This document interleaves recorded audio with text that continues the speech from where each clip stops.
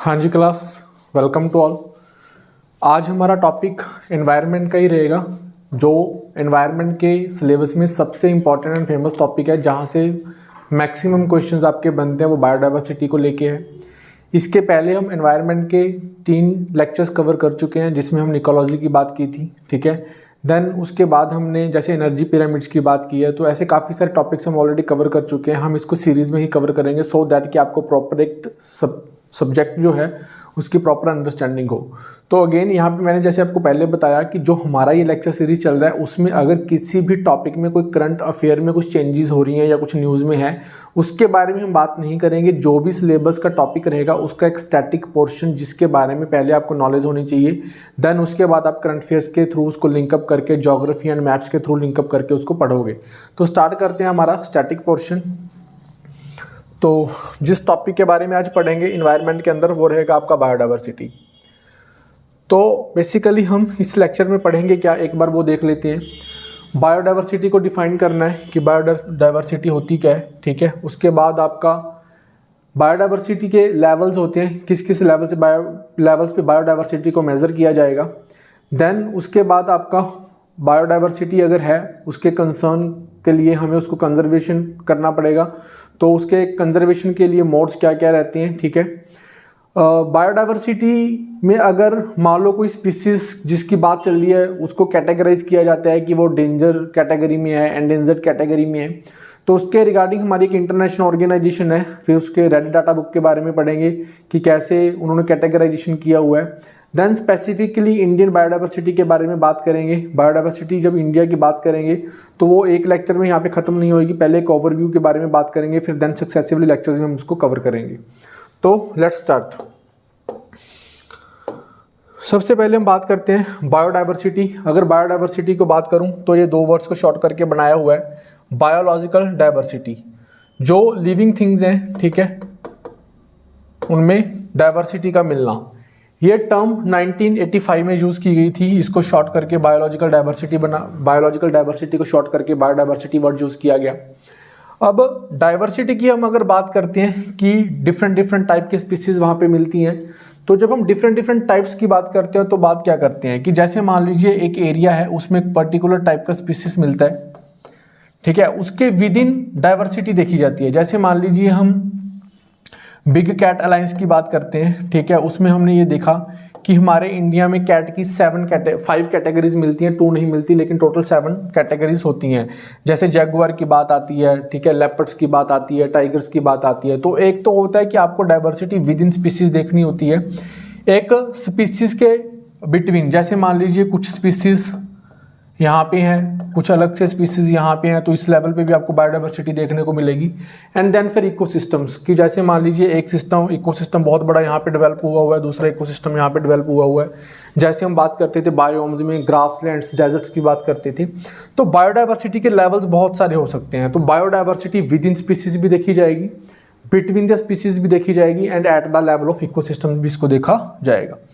तो जब हम प्रॉपर लेवल्स ऑफ बायोडाइवर्सिटी की बात करते हैं तो हम इसको कैटेगराइज करते हैं 3 टाइप की बायोडाइवर्सिटी के बारे में। पहली आती है आपकी levels of biodiversity genetic level के ऊपर, देन आपकी आती है स्पीशीज लेवल के ऊपर। ये वही है जो मैंने ऊपर 3 वर्ड्स लिखे हुए हैं, देन इनको इन्होंने क्या किया, प्रॉपर यहाँ पे नेमिंग किया हुआ है। देन फिर आती है आपकी कम्युनिटी लेवल के ऊपर। जब जेनेटिक लेवल के ऊपर बायोडाइवर्सिटी की बात आती है तो within the species biodiversity की बात आती है। Variation in genes within species, यहाँ पे देखो वर्ड आ भी चुका है। विद इन स्पीसीज जब बात आती है तो उनके जीन्स में वेरिएशन आती है। जीन्स में वेरिएशंस आने का कारण क्या है कि उन्होंने डिफरेंट एनवायरमेंटल कंडीशंस को अडॉप्ट करते हुए अपने जीन्स में चेंज कर लिया। Allow to adopt to changing the environment change हुआ तो उन्होंने अपने जीन्स उस एनवायरमेंट को अडॉप्ट करने के लिए जीन्स में चेंजेस कर ली। Survival of the individuals endure survival of the population. Genes species का वेरिएशन ही डिपेंड करता है कि अगर एक इंडिविजुअल उस स्पीसीज का लिविंग है तभी उस स्पीसीज के अराउंड की जो पॉपुलेशन है वो आपकी क्या रहेगी, लाइव रहेगी, ठीक है। उसके बाद क्या है कि जैसे मान लो जेनेटिक स्पीसीज की वेरिएशन को समझना है तो आप एक एग्जांपल याद रखोगे कि ब्यूटीफुल बटरफ्लाइज मिलती हैं। देखो अब बटरफ्लाइज जो है वो एक ही स्पीसीज है आपकी, ठीक है, एक स्पीसीज होती है, ठीक है, बटरफ्लाइज उसके बाद आपका क्या होगा, इसमें जीन्स का वेरिएशन होने की वजह से आपको काफ़ी ब्यूटीफुल कलरफुल आपको क्या मिलेंगी, बटरफ्लाइज मिलेंगी। सभी बटरफ्लाइज एक जैसी नहीं होती, लेकिन उनका स्पीसीज सेम होता है, ठीक है। उसके बाद उसमें जीन्स में वेरिएशन आने की वजह से कलर्स चेंज हो जाते हैं। तो इसको हम ऐसी टाइप की बायोडाइवर्सिटी को हम क्या बोलते हैं, जेनेटिक बायोडाइवर्सिटी बोलते हैं। उसके बाद आपका आता है स्पीसीज में डिफरेंस। तो जब हम स्पीसीज में डिफरेंस लेते हैं तो variety of living organisms on earth, जैसे मान लीजिए ह्यूमंस हैं, चिंपैंजीज हैं, तो ये क्या होगी, आपकी अलग अलग स्पीसीज होगी, ठीक है। अगर स्पीसीज लेवल के ऊपर आपका बायोडाइवर्सिटी देखने को मिलता है तो इनके बीच में क्या होता है, इंटरब्रीडिंग नहीं हो सकती, ठीक है। रिप्रोडक्शन नहीं कर सकते ये मिलके एक दूसरे के साथ, क्योंकि इनके जीन्स और जो जीन्स होते हैं वो तो अलग होते ही हैं, लेकिन इनका स्पीसीज भी क्या होता है, अलग होता है। तो variety of living organisms, example आप याद रखोगे लाइक ह्यूमंस एंड चिंपैंजीज, ये अलग स्पीसीज है, ये अलग स्पीसीज है, लेकिन कैन नॉट इंटरब्रीड, यहाँ पे लिखा भी हुआ है, इंटरब्रीड नहीं कर पाएंगे अगर आपका स्पीसीज वेरिएशन है। लेकिन होता क्या है कि ह्यूमन एंड चिंपैंजीज अलग अलग स्पीसीज होने के बावजूद इनके अंदर जो जीन्स होते हैं वो कितने अप्रॉक्सीमेटली कितने सेम हैं, अबाउट 98.4% ऑफ जीन्स क्या चलते हैं इनके अंदर, सेम चलते हैं। लेकिन सिर्फ अगर मैं बात करूं 1.6% जीन्स वेरिएशन होने से ही स्पीसीज तक का डिफरेंसेस इन दोनों के बीच में आ चुका है। थर्ड लेवल पे अगर हम बात करें तो हम बोलते हैं कम्युनिटी वेरिएशन।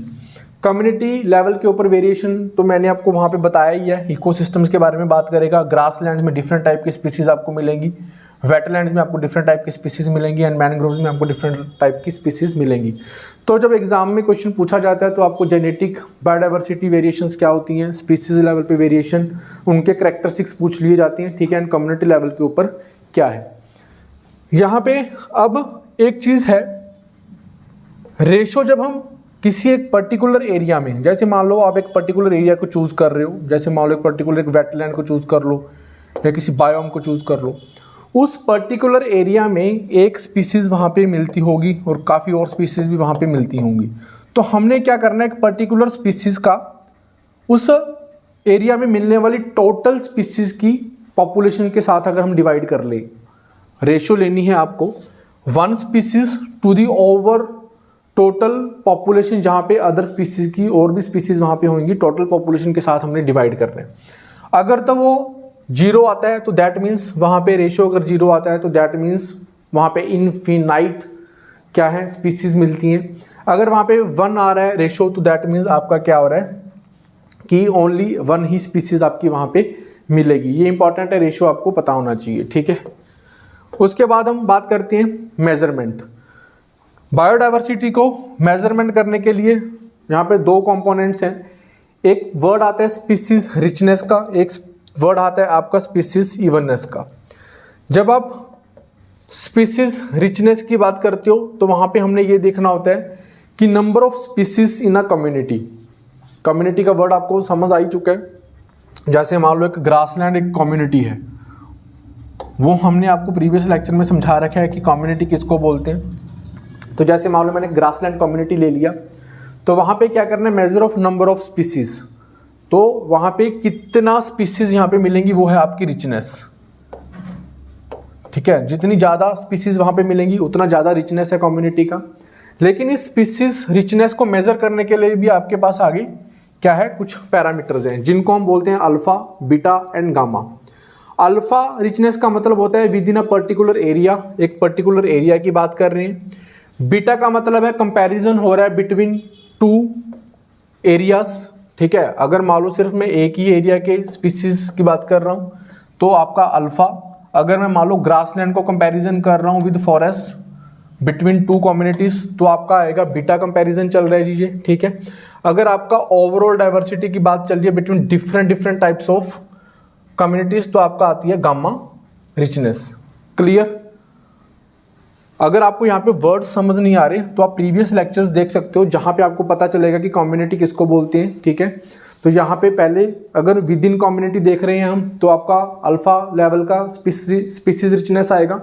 अगर आप 2 कम्युनिटीज को कंपेयर कर रहे हो तो आपका बीटा कंपैरिजन चल रहा है। अगर आप ओवरऑल कम्युनिटीज को कंपेयर करने के बाद डाइवर्सिटी लेवल चेक कर रहे हो, रिचनेस कितनी है, तो फिर आपका गामा कंपैरिजन उसको बोलते हैं। उसके बाद आती है टर्म स्पीसीज इवननेस।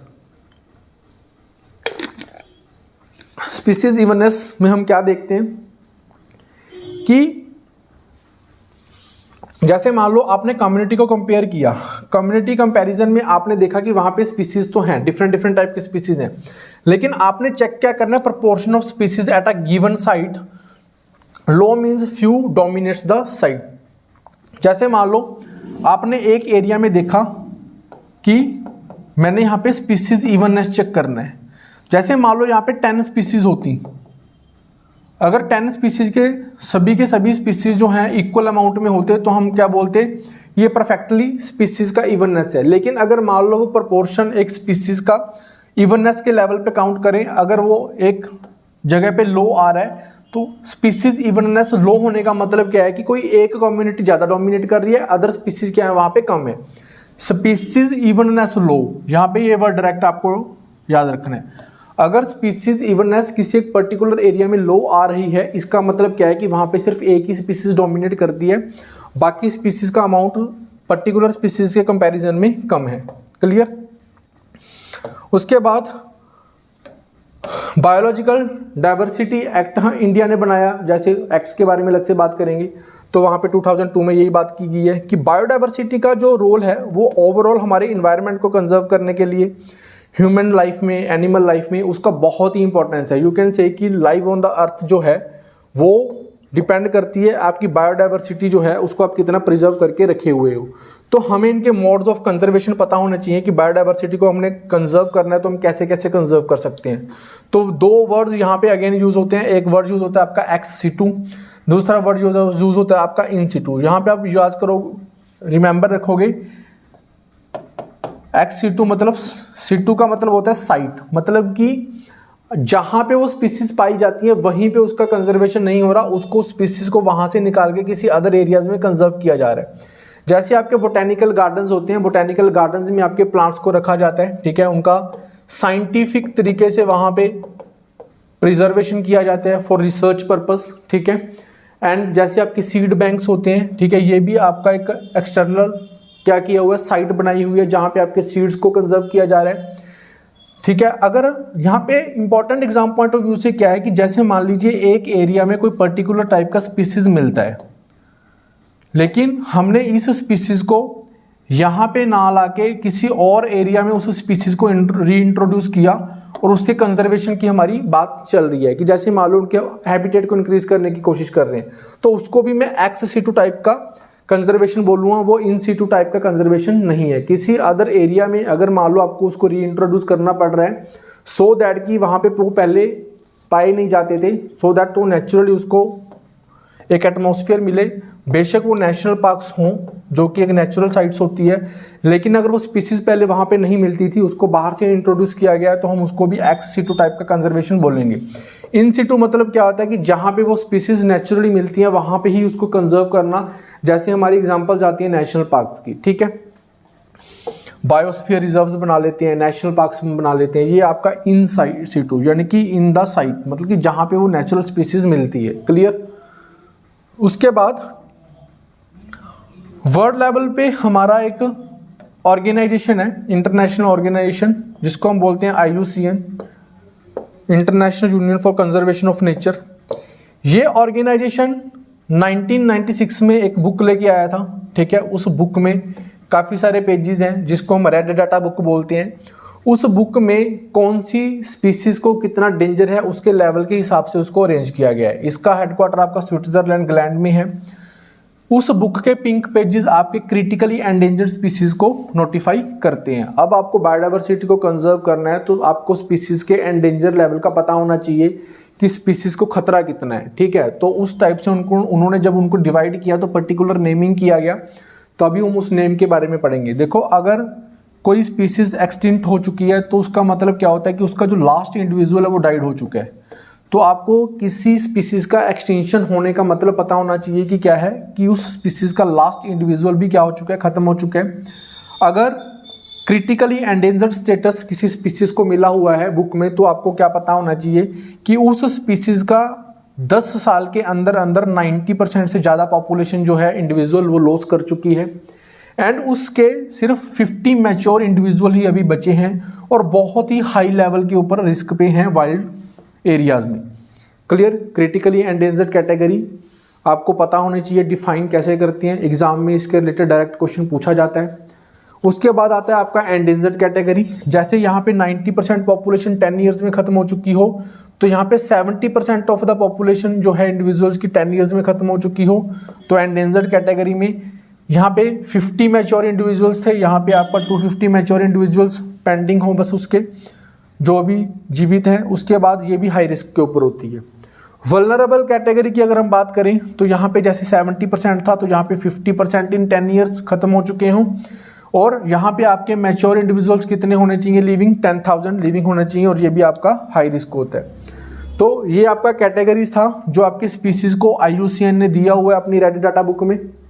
अब पर्टिकुलरली कौन सी स्पीसीज इंडिया में किस कैटेगरी में आती है, जब हम प्रॉपर आपका करंट अफेयर का लेक्चर्स कवर करते हैं उसमें कवर करेंगे, बिकॉज यहाँ पे सो मैनी स्पीसीज के बारे में बात करना उसके लिए आपका क्या हो जाएगा, कंफ्यूजिंग पार्ट हो जाएगा। उसमें फिर आपको बेसिक अंडरस्टैंडिंग जो आपके एनवायरनमेंट के सिलेबस के रिगार्डिंग होनी चाहिए उसमें थोड़ी कन्फ्यूजन आएगी आपको। पर्टिकुलरली मैंने आपको बताया जो आपका सिर्फ क्रैमिंग पार्ट है, जैसे आपको इनका टर्म्स का मतलब समझ आ गया, अब तो आपको सिर्फ यही रिमेंबर रखना है कि कौन सी कैटेगरी जो है वो कैटेगरी लाइक एंडेंजर्ड कैटेगरी में आती, सॉरी कोई भी पर्टिकुलर एक मान लो जैसे मैंने गोल्डन लंगूर दे दिया, फिर बस आपको याद ही करना है कि वल्नरेबल सेक्शन में आता है, साइट से एक एक्ट है, WPA एक एक्ट है, उसमें उसका क्या स्टेटस है, बस उसमें फिर आपका क्रैमिंग पोर्शन हो जाएगा, समझाने वाला कुछ नहीं है।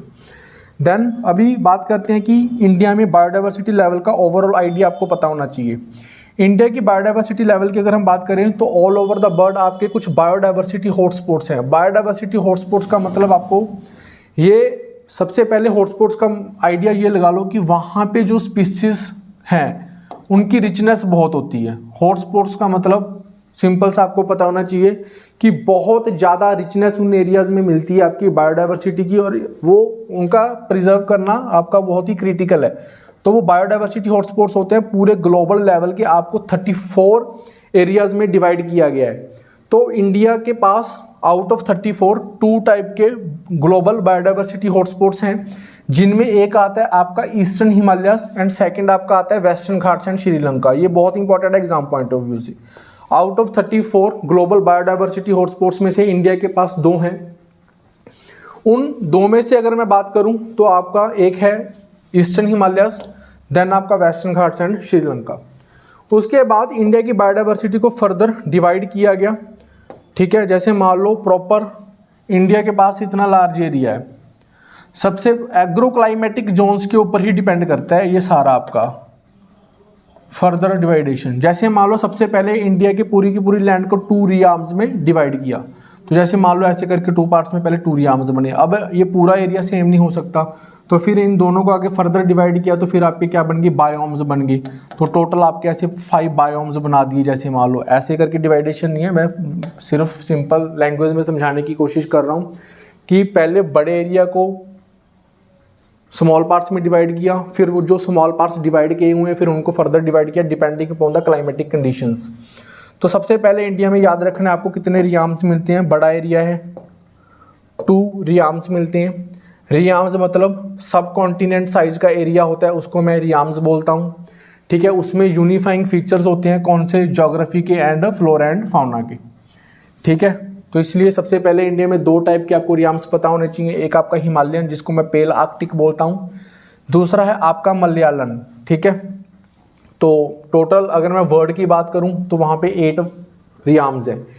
8 में से इंडिया के पास 2 हैं जो आपका हिमालयन पेल आर्कटिक बोलते हैं और दूसरा आपको मलयालन बोलते हैं। फिर आपके आते हैं 5 बायोम्स। अब 2 रियाम्स को आगे डिवाइड किया गया तो 5 बायोम्स बनाए गए depending upon the conditions of coldness या फिर हॉटनेस या फिर आपका ड्राइनेस एंड वेटनेस। तो ट्रॉपिकल एरियाज बायोम्स आपके आते हैं जो वेट हैं। ट्रॉपिकल एरियाज में आपका डेसिडुअस आते हैं जहाँ पे आपका वाटर थोड़ा कम होता है। फिर आपके वार्म डेजर्ट्स आते हैं, देन फिर आपके कॉनिफेरस फॉरेस्ट आते हैं, देन आपका एल्पाइन टाइप का मिडोज आती हैं। इस तरह के इंडिया के पास 5 बायोम्स हैं। 2 रियाम्स को 5 बायोम्स में डिवाइड किया है। आगे फर्दर 5 बायोम्स को फिर डिवाइड किया तो बायोजियोग्राफिक जोन्स बनाए। तो इंडिया के पास 10 बायोजियोग्राफिक जोन्स हैं।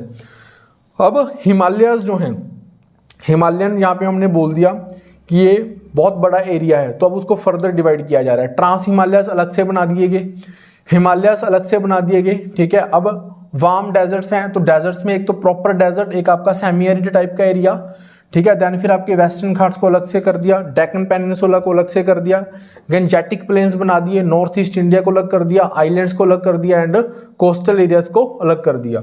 तो इस तरह से आपके बायोजियोग्राफिक जोन्स बनाए हैं। आप नेम से ही अंडरस्टैंड कर सकते हो कि इनमें डिफरेंट डिफरेंट टाइप का क्या मिलता होगा, क्लाइमेटिक कंडीशंस मिलती होंगी according to the temperature and precipitation, अलग अलग टाइप का बायोडाइवर्सिटी मिलता होगा, इसीलिए इन्होंने 10 बायोजियोग्राफिक जोन्स में उनको डिवाइड किया हुआ है। अभी बायोजियोग्राफिक प्रोविंसेस हैं, बस आप नेम याद रख सकते हो कि आपके पास 25 बायोजियोग्राफिक प्रोविंसेस हैं इंडिया में।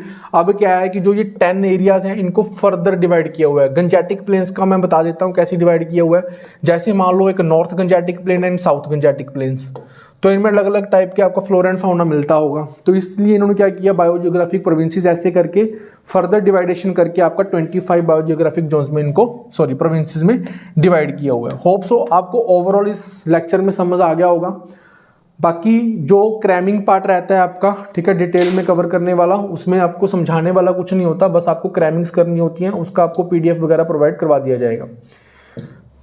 और जब हम यहाँ पे समझाएंगे तो फिर आपको बस ये समझाया जाएगा कि एग्जाम्स में क्वेश्चंस उसके पूछे कैसे जाते हैं, एग्जाम्स क्वेश्चंस, ठीक है। वो अभी भी मैंने आपको बताया, पहले भी बताया क्या, कि environment, static portion, then geography, ठीक है, देन आपका क्या होना चाहिए, मैप सीरीज आपको प्रॉपर पता होनी चाहिए, देन आपका current affair. Map, current affairs, geography, environment मिलके आपके क्वेश्चंस बनते हैं। फालतू की इन्फॉर्मेशन आप जब स्टैटिक पोर्शन करोगे वहां पे आपको कवर नहीं करनी है। क्लियर? नेक्स्ट लेक्चर्स में जब हम कवर करेंगे तो आपका 2 चीज़ें इंपॉर्टेंट हैं, मैं आपको पहले ही बता देता हूं कि हमने क्या कवर करना है नेक्स्ट। उसमें हमने कवर करना है